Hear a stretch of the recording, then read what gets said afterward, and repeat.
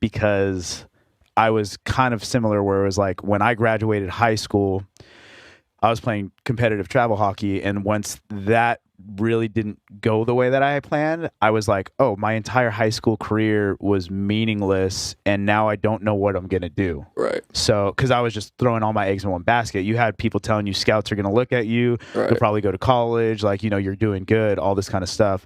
But then when you don't grow, yeah. And these guys are like 6'4" at 16 years old. Yeah. And you're barely 5'4". It just doesn't look good for you. Me and Celia got into this discussion about size in sports. And she was saying that size is a big advantage in softball. And I told her it's not really. Okay. I said it is. Of course, anyone with size can have more power and things of that sort. Right. But there's a lot of ways to oppose power in softball because of how short the game is. Yeah. How fast some of these girls are. Yeah.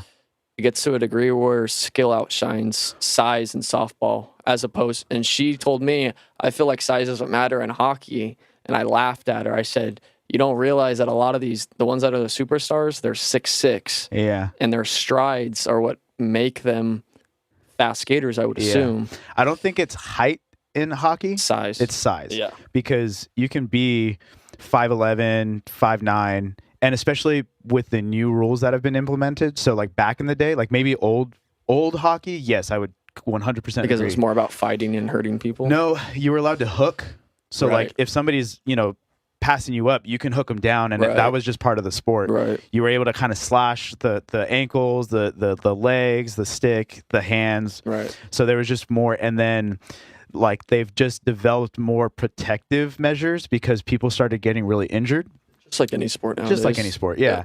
And so now, no hooking, no slashing, really, really big on head contact. You know what I mean? Like, and because we have video replays and stuff, so like there's just way more, you're held accountable. Right. So now these little guys, there's a guy by the name of Rocco Grimaldi. He played at the Anaheim Hockey Club where we grew up playing. Right. And he was my age, like 12 years old at the time, playing with like 18-year-olds like I was, but at the highest level. The highest. So like I was playing like the lowest division, still really like high because I was younger, a lot younger, but he's playing top tier, 4 age groups ahead of himself, number 1 in scoring. Like the little ball brother. Three. He was so small he had 3 wheels on his skate, on his boot. It's 4?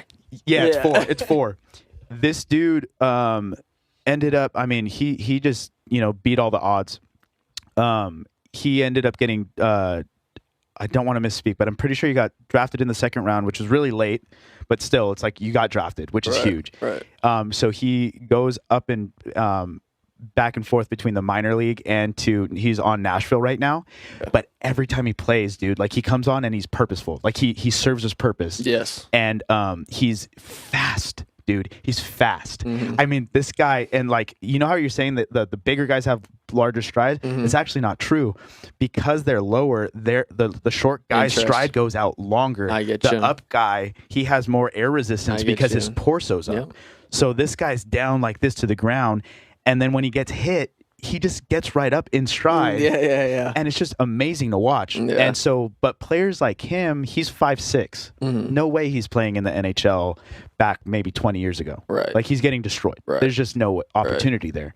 So now I would say that, there's still a possibility, but those guys are like the 1 in a million, you know?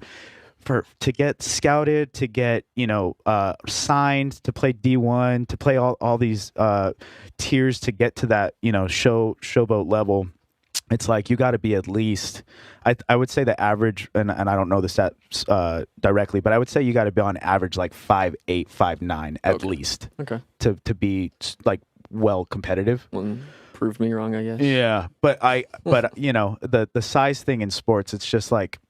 I think it's you look at KD, he's super skinny. Is the number 1. It's like, but that guy, I was just watching a YouTube video on why AD might be struggling since his bulk up. Okay. And why KD is still excelling by not bulking up. Because skill succeeds. Okay, yeah, size. skill. No, skill does, right? But also, AD has skill. He's good. But they're just saying they were making an argument that his bulk up didn't help his skill. Whereas like KD, if he were to bulk up, they think that it would diminish his skill a little bit because his agility, his movements. If he's this big bull, like kind of buff kind of dude, the way he's agile and he moves, because he doesn't play like, how tall is he? He's 7 foot. Yes, he doesn't play like a 7 foot. Back in the day, so it's cool now to have lengthy big men that can shoot. Yeah. But before then, it wasn't accepted as much. Weird, so when he went into the league, he may have grown since then. I mean, he's still a young guy when he gets into the league. I think he did. But they labeled him at like 6'10", and they said he was always like 7 foot, and they would put him shorter because of that, because of the stigma around it. I also think a reason why KD will always prosper is because of the rules, like you say. You cannot hand check. You can't hit someone off their position. Basketball, I mean, sure, size and strength and stuff can, when you're in the paint or something, it can affect some things, but if he gets you going one way and he gets an angle on you and he has a foot in front of you, that's now his space. I don't care if he's 50 pounds or 200 pounds. That's now his space. Yeah. So that's why he's getting foul calls. That's why he gets to the bucket, because you now, as a basketball player, you have to respect that space that he's now that is his now. Yeah. So it's big small talks. It's big small talk.